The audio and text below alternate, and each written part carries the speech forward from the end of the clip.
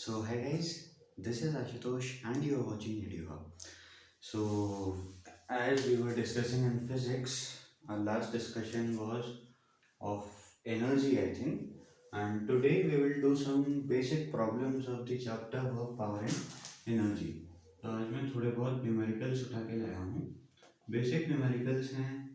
ज़्यादा detail numericals हम तब करेंगे जब हमारा ये चैप्टर पूरा ख़त्म हो जाएगा. अभी चैप्टर में थियरी और बची है. आपको इंट्रोड्यूस कराने के लिए कि न्यूमेरिकल्स इस चैप्टर में कैसे बनते हैं, मैं आपको न्यूमेरिकल्स करा रहा हूँ.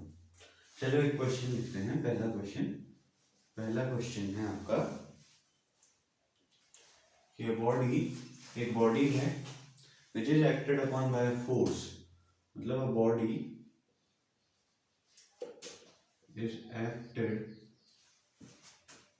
Upon by a force of 10 Newton. Clear? A body is acted upon by a force of 10 Newton. It is displaced.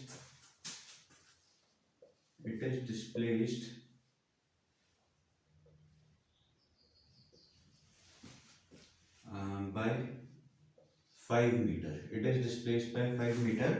Calculate work done.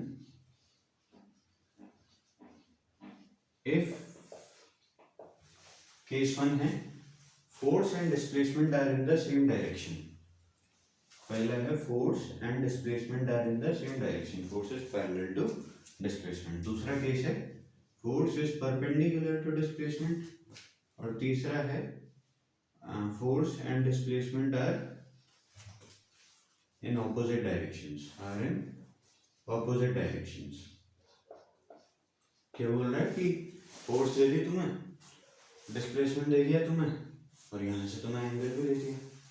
एक बॉडी थी, उस पर 10 न्यूटन का फोर्स लगा, डिस्प्लेसमेंट उसका 5 मीटर हुआ. अगर पैरेलल हुआ तो देखो सॉल्यूशन. वर्क का फॉर्मूला बताओ. F S cos theta. Theta यहाँ पर कितना है, 0 है. So work is equal to F यहाँ से उठाया, एस यहाँ से उठाया, cos of 0 कितना होता है 1.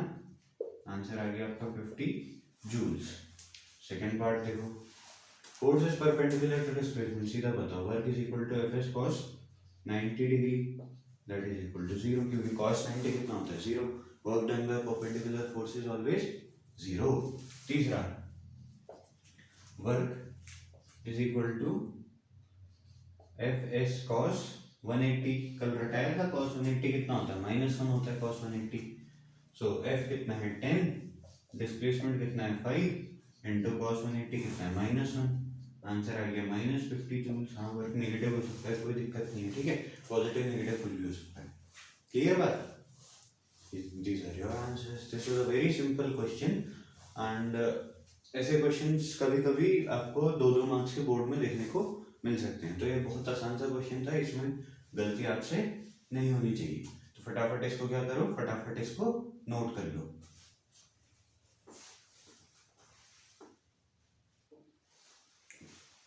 सो now we have a second question. तो इसमें क्या बोल रहे हो, इसमें वो बोल रहा है कि एक आदमी है, a man spends 6.4 kilo joules of energy in displacing a body by 64 metre. 64 है 69 है, एक सेकेंड. 64 मीटर, इसको 64 जैसा बना देते हैं जरा. 64 metre in direction of force in 2.5 seconds. Calculate force and power. Power किस यूनिट में पूछिए, हॉर्स पावर में. हॉर्स पावर पता है ना, क्या बताया था, 1 हॉर्स पावर बराबर 746 वॉट. पावर की दूसरी यूनिट है हॉर्स पावर. क्लियर.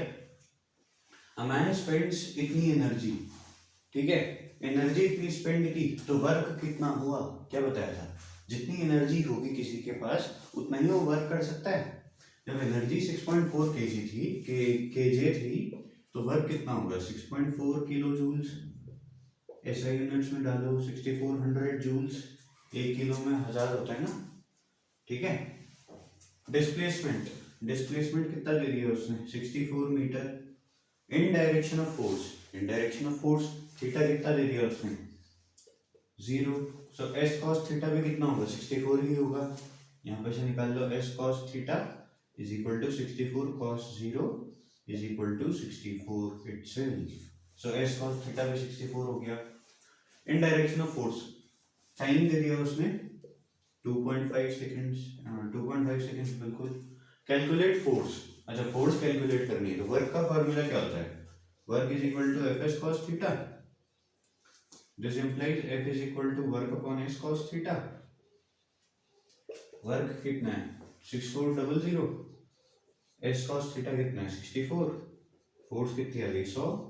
ऐसा ही यूनिट्स में चल रहा है तो फोर्स किस में आएगी न्यूटन्स में। ऐसा ही का जादू होता है, तुम पूरा क्वेश्चन सॉल्व करते जाओ आंसर भी तुम्हारा ऐसे ही में आएगा, ठीक है। अच्छा फोर्स तुम्हारा निकल गया, इतनी बात सबको क्लियर है, अच्छा क्वेश्चन है, ठीक है। अब क्या है पावर निकालनी है, पावर क्या होती है वर्क डन, क्या लिखा ना, पावर बराबर work done per unit time.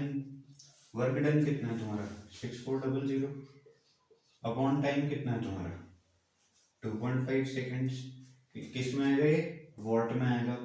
One HP बराबर देखो 1 हॉर्स पावर बराबर 746 वॉट। बताओ 1 वॉट बराबर कितना एचपी, कितना एचपी नीचे आ जाएगा इधर जाएगा तो 1/746 एचपी। 1 वॉट में इतने एचपी तो इतने वॉट में कितने HP is equal to 6400 into 1 upon 2.5 into 746 इतने हॉर्स पावर। और अब इसको तुम सॉल्व करते बैठना, इसका आंसर आएगा तुम्हारा 3.43 एचपी, 3.43 एचपी तुम्हारा इसका आंसर आना चाहिए। सिंपल सा क्वेश्चन था लेकिन ये इंपॉर्टेंट क्वेश्चन है, ठीक है। अच्छा क्वेश्चन था, क्या दिया था उसने एनर्जी दिया था। इसको कॉन्सेप्ट क्या था कि जो एनर्जी है वही कन्वर्ट होती है किसमें वर्क में। तो these were some basic questions, बहुत बेसिक क्वेश्चंस है इस चैप्टर के। To introduce you to the topic हम 2 दिन से जो फॉर्मूले पढ़ रहे थे वो काम कैसे आते हैं, ठीक है। तो आई होप अब आपको एक बेसिक सा आइडिया तो लग गया होगा कि ये फॉर्मूले कैसे काम आने वाले हैं। जो इसके अच्छे लेवल के क्वेश्चंस हैं वो हम अभी, जो इसके अच्छे लेवल के क्वेश्चंस हैं वो हम अभी अगले लेक्चर में करते हैं। तो अब अगले लेक्चर में वैसे इससे पहले मैं क्या कवर करूंगा, इससे पहले हम कवर करेंगे कन्वर्जन ऑफ एनर्जी। एक फॉर्म ऑफ एनर्जी को हम दूसरी फॉर्म में कन्वर्ट करते हैं, उसके लिए हमारे पास क्या क्या इंस्ट्रूमेंट्स है और हम क्यों उसे कन्वर्ट करते हैं। तो उससे 2 मार्क का क्वेश्चन आपका बोर्ड में आता है। So that's all for today and please do like share and subscribe the channel and share the video with your friends as much as possible. And the notes of this lecture will also be available in the Telegram group as well as in the WhatsApp group. So please do join either of them and the link will be provided in the description box. So thanks for watching and do subscribe our channel.